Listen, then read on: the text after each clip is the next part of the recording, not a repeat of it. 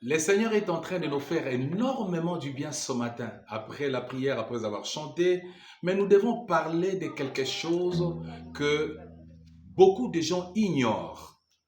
La guerre qui se passe, Iran est en train de subir des bombardements venant peut-être de l'Occident, de l'Amérique et même aussi des fois d'Israël, mais nous devons savoir maintenant dans l'horloge de Dieu, où en sommes-nous dans l'horloge du Seigneur? Où en sommes-nous? Parce que très bientôt, c'est l'enlèvement. Mais avant l'enlèvement, nous sommes maintenant. Si nous devons nous appuyer à la parole de Dieu, dans la parole du Seigneur, l'explication de Daniel que Daniel a donnée à Nebuchadnezzar. Daniel chapitre 2. Nebuchadnezzar, le roi Nebuchadnezzar, le roi de Babylone, a eu un grand rêve. Écoutez-moi très bien.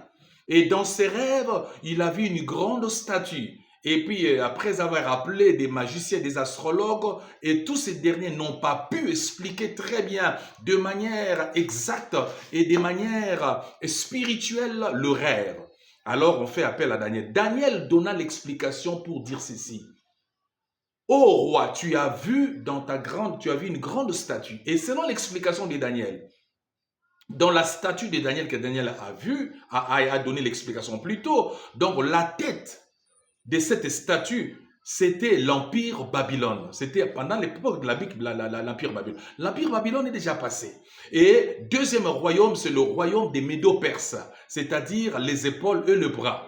Et le troisième royaume, c'est la Grèce. Et que Daniel a donné très bien l'explication. Daniel a donné l'explication. Et puis, le troisième royaume, c'est la Grèce. Et le quatrième royaume est que c'est l'Empire romain. Et Rome a régné. Et le cinquième royaume, c'est l'époque